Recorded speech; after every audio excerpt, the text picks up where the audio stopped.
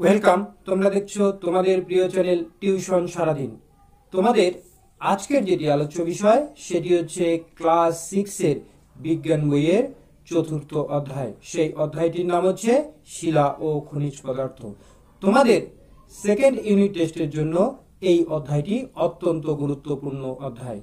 এই অধ্যায়টি থেকে প্রত্যেকটি প্রশ্ন আমরা খুঁটিয়ে খুঁটিয়ে আলোচনা করে দেব। আশা করছি তোমরা যদি এই ভিডিওটি না টেনে সম্পূর্ণটি দেখতে পারো ভালো করে, তাহলে এর বাইরে কোনো প্রশ্ন থাকবে না। তাহলে কথা না বাড়িয়ে চলো শুরু করছি। আজকের প্রথম প্রশ্ন হচ্ছে শিলা কাকে বলে, কারণ চ্যাপ্টারটার নামই হচ্ছে শিলা ও খনিজ পদার্থ। এই প্রশ্নগুলির উত্তর আমাদের জানতেই হবে, না হলে আমাদের কিন্তু কনসেপ্ট ক্লিয়ার হবে না, আর কনসেপ্ট ক্লিয়ার না হলে আমরা সমস্ত প্রশ্নের উত্তর দিতে পারবো না। তাহলে প্রথম প্রশ্ন হচ্ছে শিলা কাকে বলে।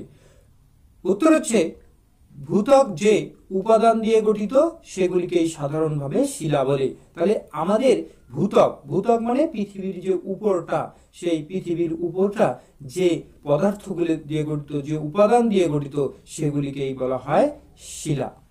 পরের প্রশ্ন যে শিলা কত প্রকার ও কি কি। শিলা সাধারণত 3 প্রকার। কি কি? আগ্নেয় শিলা, পাললিক শিলা এবং রূপান্তরিত শিলা। আমরা কয় প্রকার শিলা দেখলাম? আমরা কিন্তু 3 প্রকার শিলা দেখলাম। কি কি? আগ্নেয় শিলা, পাললিক শিলা এবং রূপান্তরিত শিলা। পরবর্তী প্রশ্ন আমাদেরকে জানতে হবে, সেটি হচ্ছে ম্যাগমা কাকে বলে। উত্তর হচ্ছে ভূগর্ভের নিচে চাপ ও উষ্ণতা এত বেশি যে সেখানে শিলাগুলি গলিত অবস্থায় থাকে। ভূত্বকের নিচের এই গলিত শিলাকে ম্যাগমা বলে। আবার বলে দিচ্ছি যে ভূগর্ভে বা ভূত্বকের নিচে,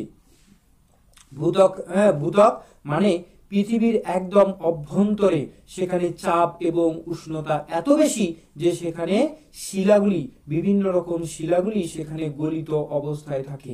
সেখানে যা কিছু রয়েছে সবকিছু গলিত অবস্থায় রয়েছে। এই ভূত্বকের নিচের এই গলিত শিলাকেই কিন্তু ম্যাগমা বলে। পরবর্তী প্রশ্ন আমাদেরকে জানতে হবে যে লাভা কাকে বলে। লাভা আর ম্যাগমা কিন্তু একই জিনিস। তোমরা একটু পার্থক্যটা কিন্তু বুঝে নেবে যে ভূগর্ভের উত্তপ্ত তরল ম্যাগমা, ভূগর্ভের নিচে যে উত্তপ্ত তরল ম্যাগমাটি রয়েছে, সেই ম্যাগমাগুলি যখন আগ্নেয়গিরির জ্বালামুখ। আগ্নেয়গিরি কাকে বলে?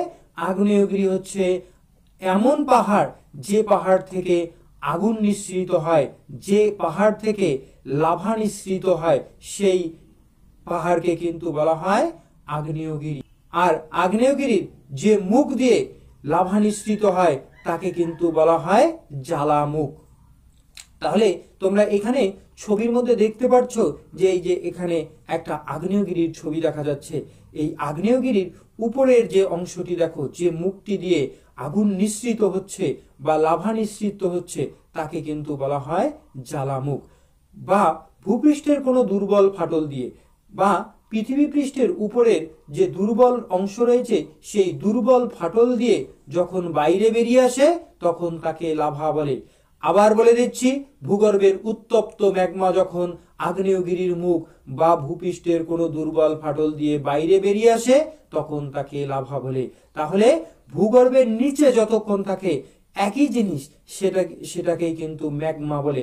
আর কোনো ফাটল বা আগ্নেয়গিরির জ্বালামুখ দিয়ে যখন এই পদার্থগুলি, এই গলিত শিলাগুলি যখন বাইরে বেরিয়ে আসে তখন কিন্তু সেগুলিকেই লাভা বলা হয়। পরবর্তী প্রশ্নটি পড়লেই আরো তোমাদের লাভা এবং ম্যাগমার পার্থক্যটি ক্লিয়ার হয়ে যাবে, যে লাভা ও ম্যাগমার দুটি পার্থক্য। লাভা ও ম্যাগমার তাহলে ভূপৃষ্ঠের নিচের উত্তপ্ত যে তরল শিলা সেগুলিকে কিন্তু ম্যাগমা বলা হয়। ভূপৃষ্ঠের নিচে, ভালো করে দেখবে যে ভূপৃষ্ঠের নিচের যে উত্তপ্ত তরল শিলা সেগুলিকেই কিন্তু ম্যাগমা বলা হয়। আর অন্যদিকে ম্যাগমা যখন ভূপৃষ্ঠের কোনো ফাটল দিয়ে বাইরে বেরিয়ে আসে তখন কিন্তু ওই ম্যাগমাটিকেই লাভা বলা হয়, ওই ম্যাগমাগুলিকেই লাভা বলা হয়। তাহলে যতক্ষণ নিচে থাকে, ভূগর্ভের নিচে থাকে, তখন কিন্তু ওটিকেই কিন্তু কি বলা হয়? ম্যাগমা বলা হয়। আর যখন বাইরে বেরিয়ে আসে, কোনো ফাটল দিয়ে বাইরে বেরিয়ে আসে, তখন কিন্তু সেগুলিকেই কিন্তু লাভা বলা হয়। তাহলে পরের পার্থক্য আমরা দেখব যে ম্যাগমা ধীরে ধীরে জমাট বেঁধে শিলায় পরিণত হয়। তাহলে ম্যাগমা যদি কখনো ভূগর্ভের নিচের একটু হালকা একটু কোনো কিছুর ঠান্ডা কোনো কিছুর সংস্পর্শে এসে ধীরে ধীরে জমাট বেঁধে যদি শিলায় পরিণত হয়, তাহলে কিন্তু অনেক সময় লাগে। তাই তাই এই পার্থক্যটি হচ্ছে ম্যাগমা ধীরে ধীরে জমাট বেঁধে শিলায় পরিণত হয়। বহু বছর ধরে ম্যাগমা কিন্তু ধীরে ধীরে কিন্তু শিলায় পরিণত হয়। কিন্তু যখন লাভা যখন ভূপৃষ্ঠের ঠান্ডা বা শীতল আবহাওয়ার সংস্পর্শে আসে, তখন কিন্তু সে দ্রুত শিলায় জমাট বেঁধে শিলায় পরিণত হয়। তাহলে লাভা কিন্তু দ্রুত শিলায় পরিণত হয়, দ্রুত জমাট বেঁধে। কারণ যখন ম্যাগমা বাইরে বেরিয়ে আসে, তখন কিন্তু ওই পদার্থগুলিকেই লাভা বলা হয়। তাহলে বাইরে বেরিয়ে আসলে কিন্তু বাতাসে ঠান্ডা বাতাসের সংস্পর্শে এসে খুব তাড়াতাড়ি জমাট বেঁধে কিন্তু শিলায় পরিণত হয়। আর ম্যাগমা ভিতরে থাকা অবস্থায় যদি শিলায় পরিণত হতে হয়, তাহলে কিন্তু তাকে অনেক বছর ধরে, বহু বছর ধরে তাকে শিলায় পরিণত হতে হবে। তাহলে পার্থক্যটি হচ্ছে ম্যাগমা ধীরে ধীরে জমাট বেঁধে শিলায় পরিণত হয়, আর লাভা কিন্তু ভূপৃষ্ঠের শীতল আবহাওয়ার সংস্পর্শে এসে দ্রুত জমাট বেঁধে শিলায় পরিণত হয়। পরের প্রশ্নটি আমরা দেখে নেব যে আগ্নেয় শিলা কাকে বলে। তাহলে আমরা 3 প্রকার শিলা পড়েছিলাম। কি কি? আগ্নেয় শিলা, পাললিক শিলা এবং রূপান্তরিত শিলা। তার মধ্যে প্রথম প্রকার শিলা হচ্ছে আগ্নেয় শিলা। তাহলে কি বলছে? ভূগর্ভের উত্তপ্ত তরল ম্যাগমা যখন কোনো আগ্নেয়গিরির জ্বালামুখ বা ভূপৃষ্ঠের কোনো দুর্বল ফাটল দিয়ে লাভা রূপে বাইরে বেরিয়ে আসে, তাহলে ভূপৃষ্ঠ থেকে, ভূগর্ভের নিচ থেকে যখন কোনো ম্যাগমা কোনো আগ্নেয়গিরির জ্বালামুখ বা ভূপৃষ্ঠের কোনো ফাটল দিয়ে বাইরে বেরিয়ে আসে এবং ঠান্ডা বাতাসের সংস্পর্শে এসে জমাট বেঁধে শিলায় পরিণত হয়, তখন তাকে কিন্তু আগ্নেয় শিলা বলে। তাহলে আগ্নেয় শিলা কি থেকে আগ্নেয় শিলা পরিণত হয়? আগ্নেয় শিলা কিন্তু লাভা থেকে আগ্নেয় শিলায় পরিণত হচ্ছে। তাহলে আবার বলে দিচ্ছি যে ভূগর্ভের উত্তপ্ত ম্যাগমা, এই যে ভূগর্ভের নিচের যে উত্তপ্ত ম্যাগমা, এই ম্যাগমা যখন কোনো আগ্নেয়গিরির জ্বালামুখ বা ভূপৃষ্ঠের কোনো দুর্বল ফাটল দিয়ে লাভা রূপে বাইরে বেরিয়ে আসে, তাহলে বাইরে যখন বেরিয়ে আসে তখন কিন্তু তাকেই কি বলা হচ্ছে? লাভা বলা হচ্ছে। ওই জন্য বলা হচ্ছে যে লাভা রূপে বাইরে বেরিয়ে এসে ঠান্ডা আবহাওয়ার সংস্পর্শে এসে দ্রুত জমাট বেঁধে শিলায় পরিণত হয়, শক্ত শিলায় পরিণত হয়, তাকে কিন্তু আগ্নেয় শিলা বলা হয়। তাহলে পরবর্তী প্রশ্নই আমরা দেখে নেব যে আগ্নেয় শিলা কত প্রকার এবং কি কি। আমরা জানি যে আগ্নেয় শিলা কিন্তু 3 প্রকার। কি কি? গ্রানাইট, ব্যাসাল্ট আর হচ্ছে পিউমিস বা ঝামা পাথর। এই প্রশ্নটি কিন্তু শর্ট প্রশ্নের মধ্যে দিয়ে দেয় যে পিউমিস, পিউমিসের আরেকটি নাম কি বা ঝামা পাথরের আরেকটি নাম কি। পিউমিস আর ঝামা পাথর কিন্তু একই জিনিসের দুটি নাম। তাহলে আমরা কি দেখলাম যে আগ্নেয় শিলা কত প্রকার? আগ্নেয় শিলা কিন্তু 3 প্রকার। কি কি? গ্রানাইট, ব্যাসাল্ট আর হচ্ছে পিউমিস। পরবর্তী প্রশ্ন আমরা দেখে নেব যে পাললিক শিলা কাকে বলে। পাললিক শিলা কাকে বলে? তাহলে দ্বিতীয় প্রকার শিলা হচ্ছে পাললিক শিলা, প্রথম প্রকার শিলা হচ্ছে আগ্নেয় শিলা। তাহলে এবার আমরা দেখব যে পাললিক শিলা কাকে বলে। তাহলে নদী, হ্রদ বা সমুদ্রের তলদেশে স্তরে স্তরে পলি, বালি এবং কাদা স্তরে স্তরে জমা হয়ে মাটির নিচে চলে যেতে থাকে। তাহলে বিভিন্নভাবে নদী, হ্রদ বা সমুদ্রের তলদেশে কি কি? পলি, বালি, কাদা, এগুলি কিন্তু স্তরে স্তরে কিন্তু জমা হয় এবং এগুলি কিন্তু আস্তে আস্তে মাটির নিচে চলে যেতে থাকে। এই মাটির নিচে চাপ এবং উষ্ণতা বেশি হওয়ার কারণে, তাহলে আমরা জানি যে মাটির নিচে চাপ এবং উষ্ণতা বেশি, সেই জায়গায় পলি স্তর কিন্তু জমে শক্ত শিলায় পরিণত হয়। এই ধরনের শিলাকে কিন্তু বলা হয় পাললিক শিলা। এখানে টাইপিং মিস্টেক হয়ে কিন্তু আগ্নেয় শিলা লেখা আছে, কিন্তু পাললিক শিলা হবে। তাহলে কি হবে? আরেকবার বলে দিচ্ছি যে নদী, হ্রদ ও সমুদ্রের তলদেশে স্তরে স্তরে পলি বালি কাদা এসব জমা হয়ে মাটির নিচে কিন্তু চলে যেতে থাকে। এই মাটির নিচের চাপ এবং উষ্ণতা বেশি হওয়ার কারণে সেখানে পলি স্তর শক্ত শিলায় পরিণত হয়। এই ধরনের শিলাকে কিন্তু বলা হয় পাললিক শিলা। তাহলে কয়েকটি পাললিক শিলার উদাহরণ কি কি? বেলে পাথর, শেল, চুনা পাথর, কাদা পাথর। এই উদাহরণগুলি কিন্তু তোমাদের আসে যে শেল কি ধরনের শিলা, আগ্নেয় শিলা, পাললিক শিলা নাকি রূপান্তরিত শিলা। চুনা পাথর কি ধরনের শিলা, আগ্নেয় শিলা, পাললিক শিলা নাকি রূপান্তরিত শিলা। তোমাদের কিন্তু সব প্রশ্ন এখান থেকেই হয়ে যাবে। তাহলে পরবর্তী প্রশ্ন হচ্ছে যে রূপান্তরিত শিলা কাকে বলে। তাহলে ইতিমধ্যে আমরা দুটো শিলা কিন্তু আলোচনা করে দিয়েছি, আগ্নেয় শিলা এবং পাললিক শিলা। তাহলে এবার আমরা দেখব রূপান্তরিত শিলা। তোমরা জানো যে রূপান্তর কথার অর্থ হচ্ছে এক রূপ থেকে আর এক রূপে পরিবর্তন হওয়া। এটি কিন্তু নতুন ভাবে কোনো সৃষ্ট শিলা নয়, এটি কিন্তু রূপান্তরিত শিলা। রূপান্তর মানে এক রূপ থেকে আর এক রূপে পরিণত হবে। তাহলে আমরা দেখব যে আগ্নেয় শিলা এবং পাললিক শিলাই কিন্তু পরবর্তীকালে চাপ এবং উষ্ণতার কারণে কিন্তু রূপান্তরিত শিলায় পরিণত হচ্ছে। তাহলে উত্তর কি বলা আছে দেখি। তাহলে আগ্নেয় ও পাললিক শিলা মাটির নিচে প্রচন্ড চাপ ও তাপের প্রভাবে, তাহলে মাটির নিচে চাপা পড়ে থাকা আগ্নেয় এবং পাললিক শিলা চাপ এবং তাপের কারণে আগের চেয়ে আরো বেশি শক্ত, আগের চেয়ে আরো বেশি চকচকে হয়ে যে শিলায় পরিণত হয়, তাহলে সেই শিলাকেই কিন্তু কি বলা হয়? রূপান্তরিত শিলা। তাহলে এই শিলা কিন্তু তাহলে আগ্নেয় বা পাললিক শিলা কিন্তু চাপ এবং তাপের প্রভাবে কিন্তু পরিবর্তন হয়ে তৈরি হয়েছে, তাই এই শিলার নাম হচ্ছে রূপান্তরিত শিলা বা পরিবর্তিত শিলা। এটি এক শিলা থেকে পরিবর্তন হয়ে আর এক শিলায় পরিণত হয়েছে, তাই এই শিলার নাম কিন্তু পরিবর্তিত শিলা বা রূপান্তরিত শিলা।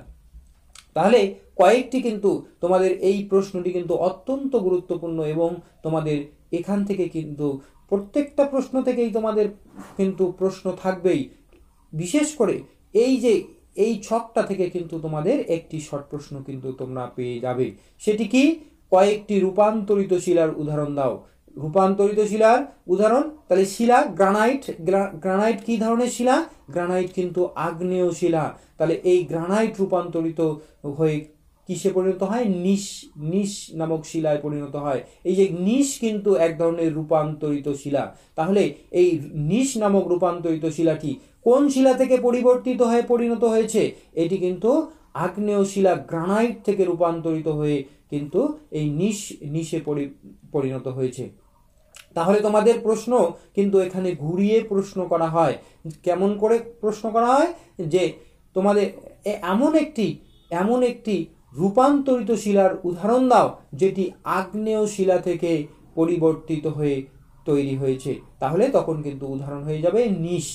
নিস। তাহলে নিস কোন শিলা থেকে রূপান্তরিত হয়েছে? গ্রানাইট থেকে। আমরা জানি গ্রানাইট এক ধরনের আগ্নেয় শিলা। তাহলে পরবর্তী হচ্ছে চুনা পাথর। তাহলে চুনা পাথর থেকে পরিণত হয় মার্বেল। তাহলে চুনা পাথর আমরা জানি চুনা পাথর কিন্তু এক ধরনের পাললিক শিলা। তাহলে এই পাললিক শিলা, এই চুনা পাথর পাললিক শিলা কিন্তু রূপান্তরিত হয়ে মার্বেল নামক রূপান্তরিত শিলা পরিণত হয়। তাহলে প্রশ্ন আসতে পারে যে চুনা পাথর থেকে কোন শিলায় পরিবর্তিত হয় বা রূপান্তর হয়? তাহলে উত্তর হয়ে যাবে মার্বেল। আবার মার্বেল পাথর কোন শিলার রূপান্তর? উত্তর হবে চুনা পাথর। আবার এই প্রশ্নটি আবার ঘুরিয়ে দেয় যে এমন একটি রূপান্তরিত শিলার উদাহরণ দাও যেটি পাললিক শিলা থেকে সৃষ্টি হয়েছে। তাহলে তখন উদাহরণ হয়ে যাবে মার্বেল। তোমরা লিখবে মার্বেল। তাহলে মার্বেল কিন্তু চুনা পাথর থেকে সৃষ্টি হয়েছে। তাহলে চুনা পাথর আমরা জানি এক ধরনের পাললিক শিলা। পরবর্তী উদাহরণ দেওয়া আছে কাদা পাথর। তাহলে কাদা পাথর থেকে রূপান্তরিত হয়ে তৈরি হয় স্লেট। তাহলে এই স্লেট কিন্তু রূপান্তরিত শিলা। তাহলে কোথা থেকে রূপান্তরিত হয়েছে? কাদা পাথর থেকে রূপান্তরিত হয়েছে। তোমাদের এই যে আমরা উপরে যে প্রশ্নগুলি আলোচনা করলাম, এখান থেকে যে শর্ট প্রশ্নগুলি রয়েছে বা যে শর্ট প্রশ্নগুলি তোমাদের 1 নম্বরই প্রশ্নগুলি তোমাদের পরীক্ষায় থাকে, সেই প্রশ্নগুলি আমরা এখন আলোচনা করে দেব। তাহলে কোন শিলাকে প্রাথমিক শিলা বলা হয়? তাহলে আগ্নেয় শিলা। তোমরা দেখেছো যে প্রথম কোন শিলা সৃষ্টি হয়েছে? প্রথম কিন্তু আগ্নেয় শিলা সৃষ্টি হয়েছে, এই জন্য আগ্নেয় শিলাকে বলা হয় প্রাথমিক শিলা। প্রথমে সৃষ্টি হয়েছে, তাই এই আগ্নেয় শিলার অপর নাম হচ্ছে প্রাথমিক শিলা। পরবর্তী প্রশ্ন, এবং এই প্রশ্নটি কিন্তু তোমাদের অত্যন্ত গুরুত্বপূর্ণ প্রশ্ন, যে রেল লাইনের ধারে যে কালো রঙের যে পাথরের টুকরোগুলো পাওয়া যায়, এই যে তোমরা দেখতে পাচ্ছ যে রেল লাইনের ধারে যে কালো রঙের যে পাথরের টুকরোগুলো, সেগুলি আসলে কি?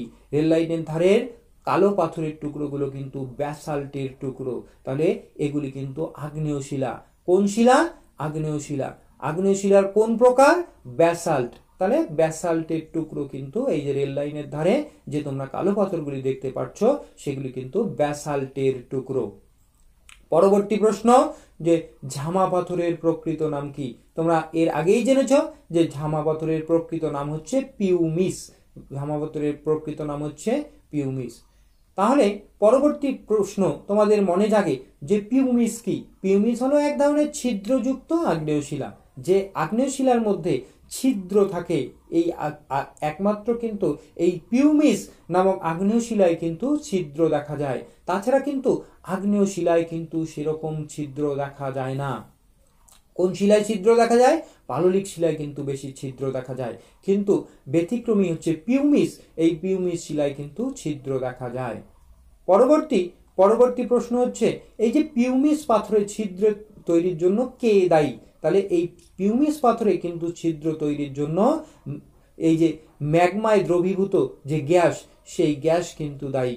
ম্যাগমার মধ্যে যে গ্যাস মিশ্রিত থাকে, এই গ্যাসের কারণেই কিন্তু পিউমিস পাথরে কিন্তু ছিদ্র তৈরি হয়। পরবর্তী প্রশ্ন কিন্তু খুব গুরুত্বপূর্ণ প্রশ্ন। সেই প্রশ্নটি হচ্ছে, কোন শিলায় জীবাশ্ম দেখা যায়? জীবাশ্ম কি? জীবাশ্ম হচ্ছে কোনো শিলার মধ্যে বা কোনো পাথরের মধ্যে কোনো প্রাণীর যে ছাপ, সেই ছাপকেই কিন্তু বলা হয় জীবাশ্ম। তাহলে প্রাণীর ছাপ কিন্তু আগ্নেয় শিলায় দেখতে পাওয়া যাবে না, কারণ আগ্নেয় শিলা লাভা থেকে তৈরি। কোনো প্রাণী যদি আগ্নেয় শিলার মধ্যে পড়ে যায়, আগ্নেয় শিলা যখন তৈরি হচ্ছে, তখন যদি আগ্নেয় শিলার মধ্যে কোনো প্রাণী যদি পড়ে, তাহলে কিন্তু তার ছাই হয়ে যাবে, একদম পুড়ে ছাই হয়ে যাবে। কিন্তু তাই আগ্নেয় শিলায় কিন্তু কখনো জীবাশ্ম দেখা কিন্তু সম্ভব নয়। তাহলে পাললিক শিলায় কিন্তু জীবাশ্ম দেখা যায়। তাহলে কোন শিলায় জীবাশ্ম দেখা যায়? পাললিক শিলায় জীবাশ্ম দেখা যায়। কারণ আমরা জানি যে পাললিক শিলা সমুদ্রের মধ্যে স্তরে স্তরে পলি সঞ্চিত হয়ে সৃষ্টি হয়, তাই পাললিক শিলায় কি দেখা যায়? পাললিক শিলায় কিন্তু জীবাশ্ম দেখা যায়। অন্য কোনো শিলায় কিন্তু জীবাশ্ম দেখা যাওয়া সম্ভবই নয়। পরবর্তী প্রশ্ন, ভূগর্ভস্থ তরল শিলাকে কি বলা হয়? এই প্রশ্নটির তোমরা উত্তর জানো যে ভূগর্ভস্থ তরল শিলাকে ম্যাগমা বলে। ভূগর্ভের নিচে যে তরল অবস্থায় যে শিলাগুলি থাকে, সেগুলিকে কি বলা হয়? সেগুলিকে কিন্তু ম্যাগমা বলা হয়। ভূগর্ভের মধ্যে যে তরল শিলা, সেই তরল শিলাকে কিন্তু ম্যাগমা বলা হয়। পরবর্তী প্রশ্ন হচ্ছে, ম্যাগমার উপরে যে ফেনার মতো অংশ তাড়াতাড়ি জমে গিয়ে শিলায় পরিণত হয়, এগুলিকে কি বলা হয়? এগুলিকে কিন্তু পিউমিস বলা হয়। এগুলি থেকে পিউমিস পাথর পরিণত হয়। পরবর্তী প্রশ্ন, পৃথিবীর সবচেয়ে বাইরের স্তরটিকে কি বলা হয়? পৃথিবীর সবচেয়ে বাইরের স্তরটিকে কিন্তু ভূত্বক বলা হয়। ভূত্বক, পৃথিবীর সব থেকে বাইরের স্তরটিকে বলা হয় ভূত্বক। তাহলে পরবর্তী প্রশ্ন তোমরা দেখতে পাচ্ছ, সেটি হচ্ছে রামেশ্বরের মন্দির ও মাদুরাইয়ের মন্দির কোন শিলা দিয়ে তৈরি? তাহলে এই যে তোমরা স্ক্রিনের মধ্যে রামেশ্বরের মন্দির এবং মাদুরাইয়ের মন্দির দেখতে পাচ্ছ, তাহলে প্রশ্ন হচ্ছে যে এই মন্দিরগুলি কোন শিলা দিয়ে তৈরি? এগুলি কিন্তু গ্রানাইট শিলা দিয়ে তৈরি। তাহলে গ্রানাইট কিন্তু এক ধরনের আগ্নেয় শিলা। তাহলে প্রশ্ন যদি আসে যে রামেশ্বরের মন্দির ও মাদুরাইয়ের মন্দির কোন শিলা দিয়ে তৈরি, তাহলে রামেশ্বরের মন্দির এবং মাদুরাইয়ের মন্দির কিন্তু গ্রানাইট শিলা দিয়ে তৈরি। পরবর্তী প্রশ্ন হচ্ছে তাজমহল। তাজমহল, এই যে তোমরা দেখতে পাচ্ছ তাজমহল পৃথিবীর সপ্তম আশ্চর্যের মধ্যে একটি আশ্চর্য। তাহলে এই তাজমহল এবং কলকাতার মধ্যে রয়েছে ভিক্টোরিয়া মেমোরিয়াল। তোমরা যদি কখনো যাও তাহলে দেখতে পারবে ভিক্টোরিয়া মেমোরিয়াল। আর তোমরা এখানে স্ক্রিনের মধ্যে দেখতে পাচ্ছ নিচের মধ্যে যে এই যে তাজমহল এবং ভিক্টোরিয়া মেমোরিয়াল, এগুলি কোন শিলা দিয়ে তৈরি? এগুলি কিন্তু মার্বেল পাথর দিয়ে তৈরি। এগুলি কি দিয়ে তৈরি? মার্বেল পাথর দিয়ে তৈরি, সাদা রঙের মার্বেল পাথর দিয়ে তৈরি। তাহলে আজকের ভিডিওটি এখানেই শেষ করছি। তো ভিডিওটি যদি তোমাদের যদি হেল্পফুল মনে হয়, তোমাদের যদি ভালো লাগে, তাহলে তোমরা ভিডিওটিতে লাইক করতে পারো। আর তোমরা যদি চ্যানেলে নতুন হয়ে থাকো তাহলে চ্যানেলটিকে সাবস্ক্রাইব করতে পারো। আর তোমাদের আত্মীয় পরিজন, বন্ধু বান্ধব যদি কেউ ক্লাস 6-এ পড়ে, তোমরা তাদের সঙ্গে ভিডিওটি শেয়ার করতে পারো। ভালো থেকো, সুস্থ থেকো।